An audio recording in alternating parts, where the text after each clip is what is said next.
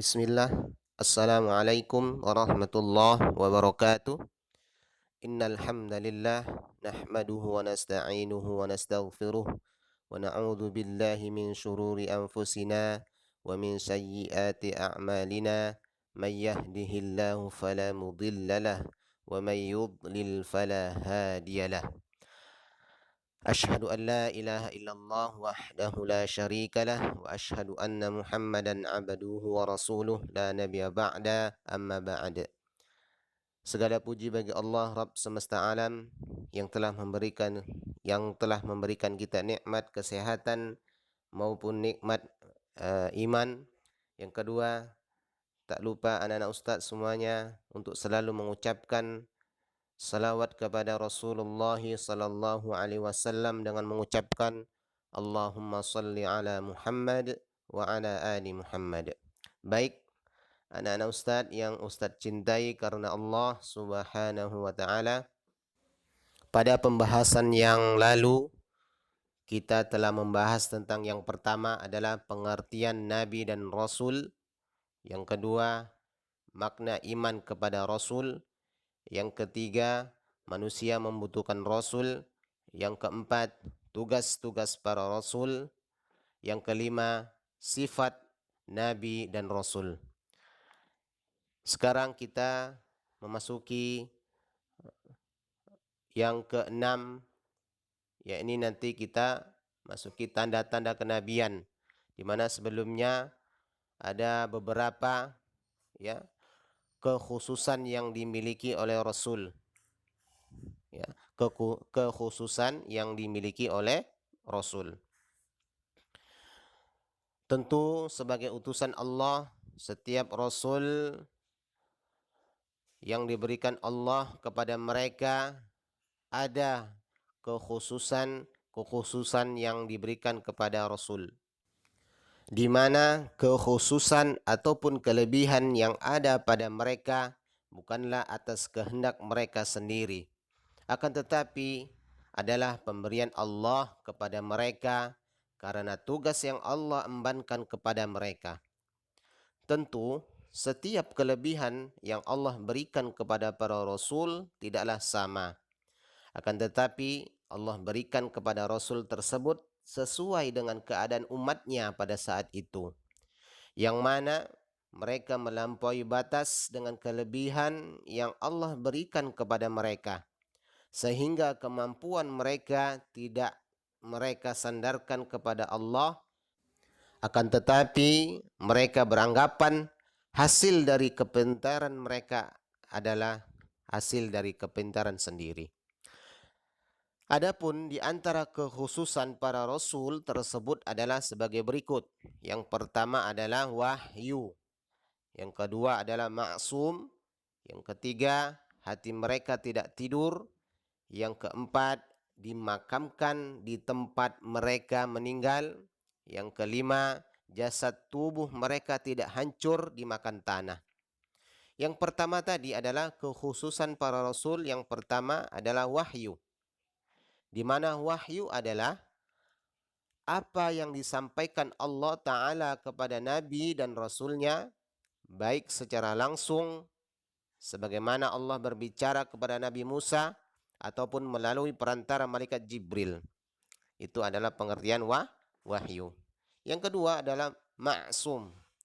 Maksum adalah terjaga dari dosa dan kesalahan, baik dalam menerima wahyu ataupun dalam menyampaikannya.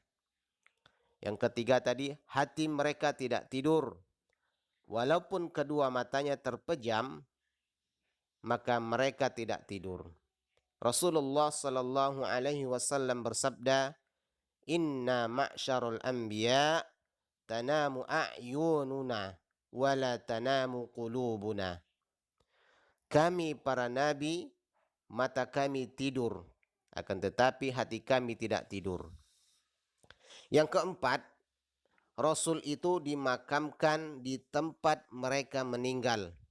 Sebagaimana Rasulullah sallallahu alaihi wasallam telah bersabda, "Lam yuqbar nabiyyun illa haitsu yamutu." Yang artinya, tidaklah seorang nabi dimakamkan melainkan di tempat ia wafat. Ya, tidaklah seorang nabi dimakamkan melainkan di tempat ia wafat. Ya, di tempat dia wafat. Yang kelima, jasad ataupun tubuh mereka tidak hancur dimakan tanah. Rasulullah sallallahu alaihi wasallam bersabda, "Innallaha harrama 'alal ardi an ta'kula ajsadal anbiya." Yang artinya, sesungguhnya Allah telah mengharamkan bagi bumi untuk memakan tubuh para nabi. Hadis riwayat Abu Daud dan Nasa'i. Baik, itu anak-anak Ustadz. Kekhususan para rasul yang ada 5 tadi, wahyu, ma'sum, hati mereka tidak tidur, dimakamkan di tempat mereka meninggal. Yang kelima, jasad ataupun tubuh mereka tidak hancur dimakan tanah. Berikutnya yang keenam adalah tanda-tanda kenabian. Para nabi dan rasul adalah utusan Allah yang mengajak kaumnya agar beriman kepada Allah dan taat kepada segala perintahnya. Oleh karena itu, perlu sekali ada bukti yang menandakan bahwa mereka memang betul-betul utusan Allah. Adapun tanda-tanda yang dapat dijadikan sebagai pedoman untuk mengetahui tanda-tanda kenabian adalah sebagai berikut. Yang pertama adalah mukjizat. Yang pertama adalah mukjizat. Mukjizat adalah sesuatu perkara ataupun kejadian yang sangat luar biasa yang ditampakkan Allah melalui para nabi dan rasul. Adapun beberapa contoh mukjizat para nabi diantaranya adalah Nabi Soleh, di mana Nabi Soleh berdoa kepada Allah ketika kaumnya meminta agar mengeluarkan unta dari batu besar. Lalu Allah mengabulkan doanya sehingga sebagian mereka beriman. Yang kedua, Nabi Ibrahim. Ya, mukjizat yang kedua, Nabi Ibrahim tidak terpanggang oleh api ketika dilempar ke dalamnya. Artinya tubuhnya tidak terbakar. Yang ketiga, mukjizat Nabi Musa. Tongkatnya berubah menjadi ular besar ketika berhadapan dengan tukang-tukang sihir Fir'aun, dan juga memasukkannya tangannya ke dalam sakunya. Ketika dikeluarkan, tiba-tiba tangannya bersinar putih bagaikan bulan.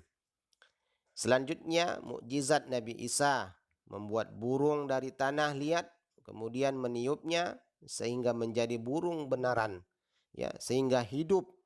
Ya, yang tadinya hanya sekedar dari tanah liat, maka dengan izin Allah maka burung tersebut hidup.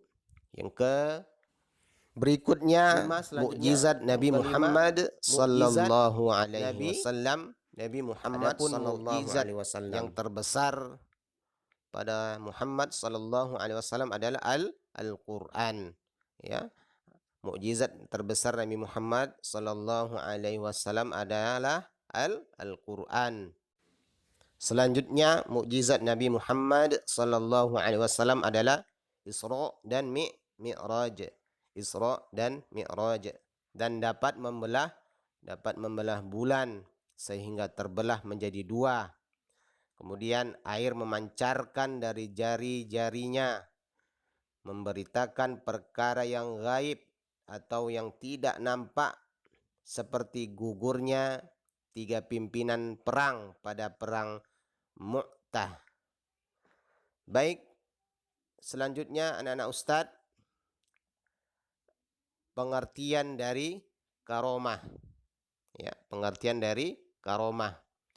Karomah adalah kejadian atau perkara yang luar biasa yang diperlihatkan Allah melalui tangan-tangan walinya. Berikut ini akan disebutkan beberapa contoh karomah yang pernah terjadi pada orang-orang soleh ya, ataupun wali Allah ataupun orang-orang soleh. Di mana yang pertama, makanan yang penuh dengan berkah, tidak habis-habisnya, bahkan bertambah setiap kali dimakan. Yang terjadi pada Abu Bakar ketika menjamu para tamunya dari Ahlu Sufah.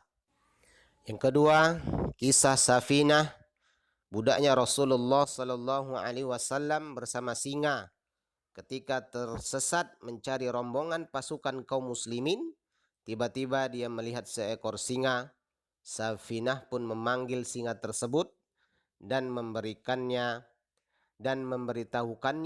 tentang apa yang terjadi pada dirinya, sehingga singa tadi menggerakkan ekornya sambil menuntun Safinah hingga sampai di tempat tujuan ataupun di tempat rombongan. Yang ketiga adalah kisah Khalid bin Walid ketika meminum racun sebagai syarat orang-orang kafir masuk Islam. Ketika diminum racun tersebut tidak membahayakan Khalid bin Walid sendiri. Yang keempat, karomah Sa'id bin Zubair. Dia sangat suka sekali salat tahajud. Setiap kali terbangun dengan suara ayamnya, maka salat tahajud.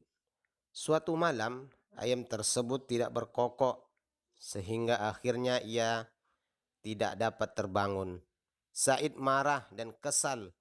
Lalu ia berkata kepada ayam tersebut, semoga Allah membinasakan suaranya. Setelah Sa'id berdoa seperti itu, maka ayam itu tidak pernah lagi bersuara. Itu adalah karomah dari Sa'id.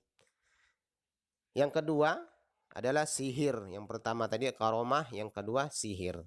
Sihir adalah perkara yang sangat luar biasa yang terjadi pada seseorang karena bantuan setan. Contohnya adalah yang terjadi ketika Nabi Musa dan para penyihirnya Fir'aun, di mana mereka menyihir manusia dengan merubah tali menjadi ular. Anak-anak Ustadz yang semoga senantiasa dilindungi oleh Allah Subhanahu wa Ta'ala. Kesimpulannya adalah yang pertama, mukjizat. Mukjizat adalah perkara atau kejadian yang sangat luar biasa yang ditampakkan Allah melalui para nabi dan rasul. Yang kedua, karomah. Karomah adalah kejadian ataupun perkara yang sangat luar biasa yang diperlihatkan Allah melalui tangan-tangan wali Allah. Yang ketiga adalah sihir.